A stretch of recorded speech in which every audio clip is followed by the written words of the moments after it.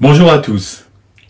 Mon intervention d'aujourd'hui, ce jeudi 7 mai 2020, sera surtout consacrée au début du déconfinement que le Premier ministre Édouard Philippe vient de confirmer.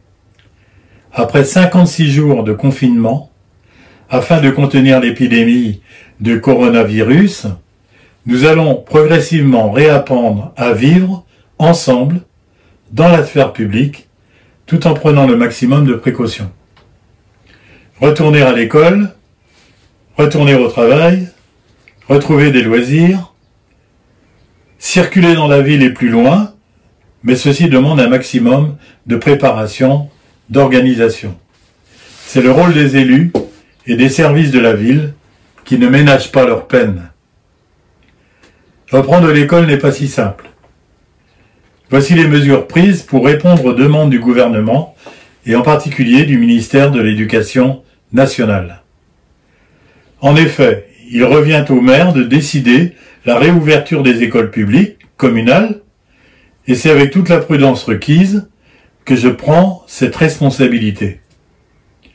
L'école Notre-Dame de la Mer ouvrira de la même façon. Ma préoccupation première est la santé et la sécurité des Dinardaises, des Dinardais et en particulier des enfants. Reprendre la vie scolaire est nécessaire avant de grandes vacances estivales. Car c'est aussi reprendre une vie sociale qui manque par définition pendant le confinement. Mais également pour que les parents puissent reprendre progressivement une activité professionnelle.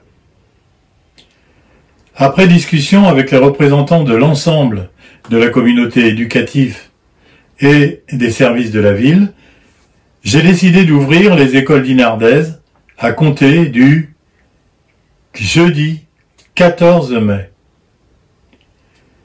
Cette date est celle à partir de laquelle les établissements scolaires, qui sont des bâtiments communaux, auront été nettoyés, aménagés, sécurisés, pour accueillir les élèves en suivant le protocole sanitaire établi par le ministère de l'Éducation. Chaque directrice ou directeur indiquera aux parents les spécificités de son école et les modalités d'accueil des enfants.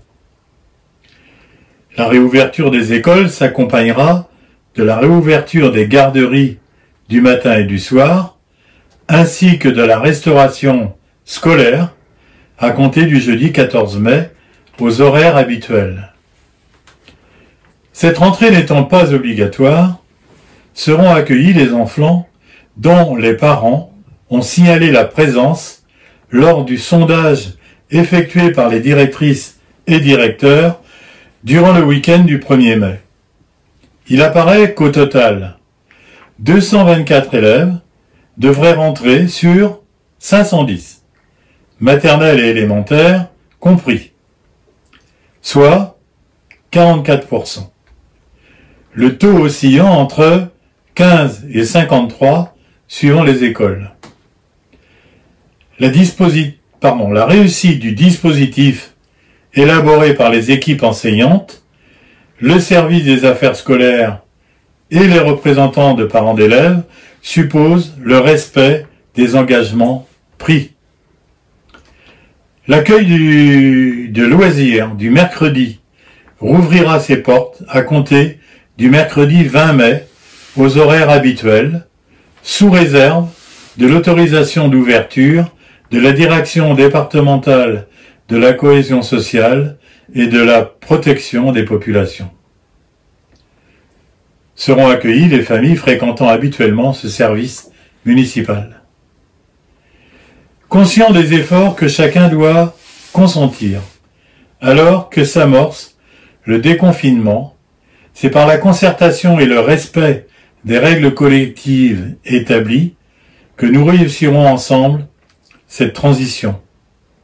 Je remercie les directrices et directeurs, les enseignants, les représentants des parents d'élèves et les services de la ville, engagés dans un processus exceptionnel, en ajoutant que les enfants non accueillis continueront à recevoir un enseignement à distance. Lundi, des commerces, les commerces, excepté les restaurants et les bars, pourront ouvrir en respectant les gestes barrières et la distanciation. Les commerçants exigeront ou pas le masque et un nombre limite de clients. On peut donc prévoir qu'il y aura des files d'attente plus ou moins longues sur les trottoirs. Les services techniques travaillent à faciliter les déplacements des piétons et cyclistes pendant cette période. Il faut donc vous attendre à des modifications provisoires de la circulation en centre-ville et à Saint-Énogat. Les halles et le marché retrouveront leur vie habituelle, mais pas tout à fait, car là aussi, il faudra respecter les règles qui obligent la ville à mettre en place un plan particulier. Si elles ne sont pas respectées, les autorités sont en droit de fermer le marché. La semaine prochaine, la distribution des masques commencera. J'ai déjà parlé des conditions de distribution, mais suivez bien les informations données par le service communication de la ville et la presse. Les tests, pour l'instant, ont été réservés au personnel soignant, mais seront ensuite organisés en fonction des personnes à risque et des personnes qui ont été en contact avec les malades du virus. Dans un communiqué de presse, de la presse internationale, Madame Mars, délégataire du centre équestre de Dinard et organisatrice du CSI 5 étoiles, qui devait se dérouler du 30 juillet au 2 août, a annoncé son annulation. C'est une bonne décision et une déception facile à comprendre par tous. Grande déception, car le CSI est un spectacle sans pareil, rassemblant les meilleurs chevaux du monde, très valorisant pour la ville de Dinard. Bonne décision, car il était impossible de l'organiser alors que la limite des rassemblements est fixée à 5000 personnes jusqu'en septembre. Quand l'événement en attire 40 000, d'une part, et que les cavaliers et leurs chevaux viennent du monde entier, d'autre part. Mais une édition exceptionnelle aura lieu en 2021. Alors souhaitons à la famille Mars beaucoup de courage. Les élus et les services de la ville seront présents à ses côtés pour faire briller les couleurs de l'équitation internationale dans notre cité. Cet été, la grande exposition, figurez-vous, était prévue à partir du mois de juin jusqu'à fin août. La maintenir ou pas, les décisions étaient difficiles à prendre. Le travail de recherche et de mise en scène accompli par Christophe Penaud, commissaire de l'exposition, en relation avec les services de la ville, est remarquable. Les incertitudes qui planent sur la saison d'été, sur le tourisme et sur l'évolution de la pandémie nous poussent à reculer cette exposition d'art narratif à l'hiver prochain. Elle fera partie de la relance culturelle avec un palais des arts et du festival et une salle Debussy restaurée.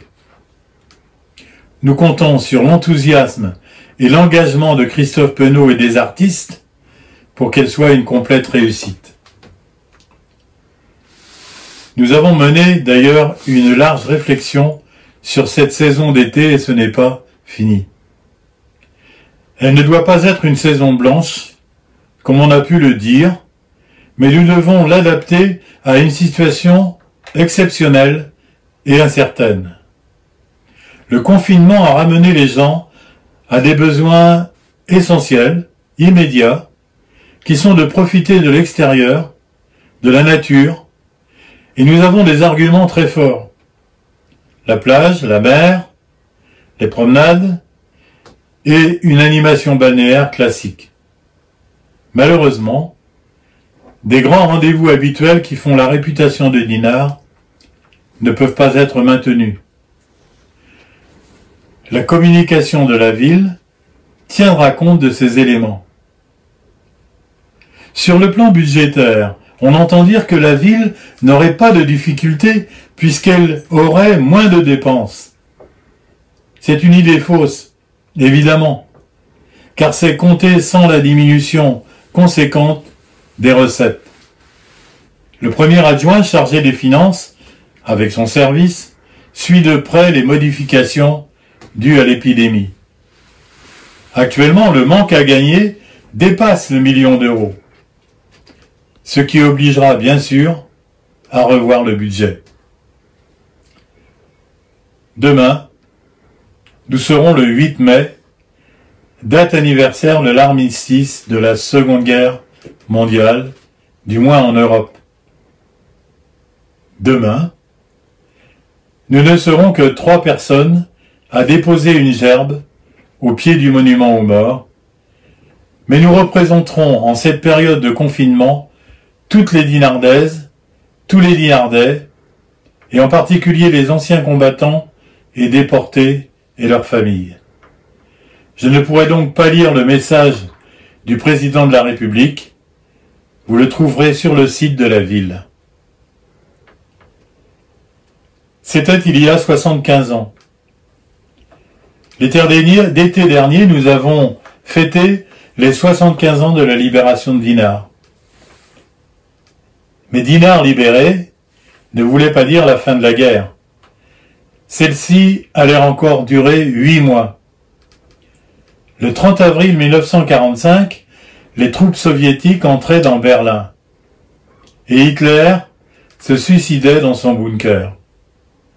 Le 7 mai, l'acte de reddition inconditionnelle des forces armées allemandes est signé à Reims. Mais Staline exige une signature à Berlin, ce qui est fait le 8 mai avant minuit.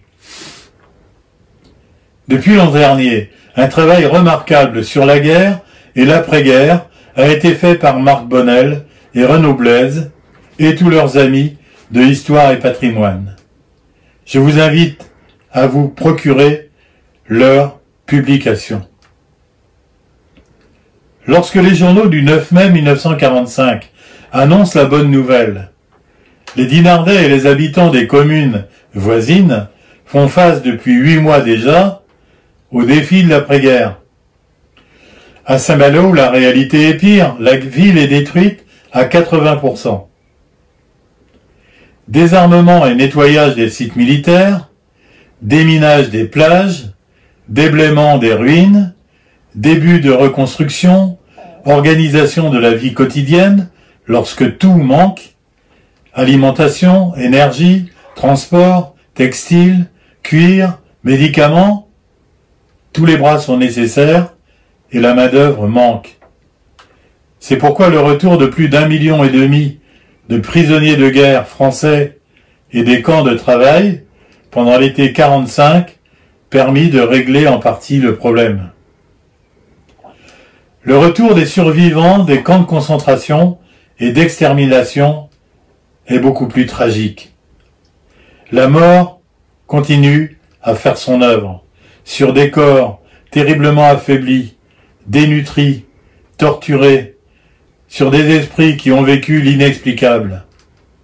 À Dinard, comme ailleurs, le nazisme, aidé par la collaboration, a opéré son œuvre de destruction du peuple juif, des minorités diverses et de toutes celles et tous ceux qui avaient le courage de résister.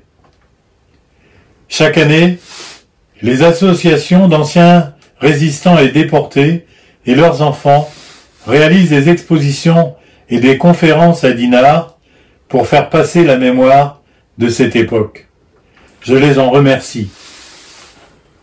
Difficile de ne pas faire le rapprochement entre cette période et celle que nous vivons aujourd'hui. Sans commune mesure, me direz-vous. Et vous aurez bien raison.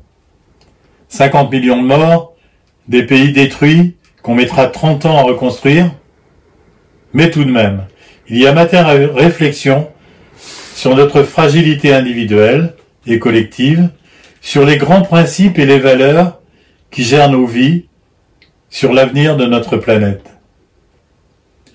En marge de cet anniversaire, j'ai une pensée pour nos 4 soldats qui sont décédés récemment. 2 tués au Mali dans le cadre de l'opération Barkhane, le légionnaire de première classe Kevin Clément et le brigadier Dmitro Martignouk, et 2 militaires bretons qui ont trouvé la mort à l'entraînement, le sergent Pierre Pougin et l'infirmier de premier grade, Quentin Le Dillot. À partir de lundi prochain, nous aurons à répondre collectivement à de nombreux défis que le Premier ministre et les ministres les plus concernés viennent d'exposer. Retrouver une vie proche de la normale, mais sans perdre la santé. Dernière minute. Le maire peut demander une dérogation à Madame la préfète pour ouvrir les plages, les promenades, les parcs et jardins le 11 mai. Je vais donc m'y employer en précisant toutes les dispositions que nous pouvons prendre pour éviter la transmission éventuelle du virus.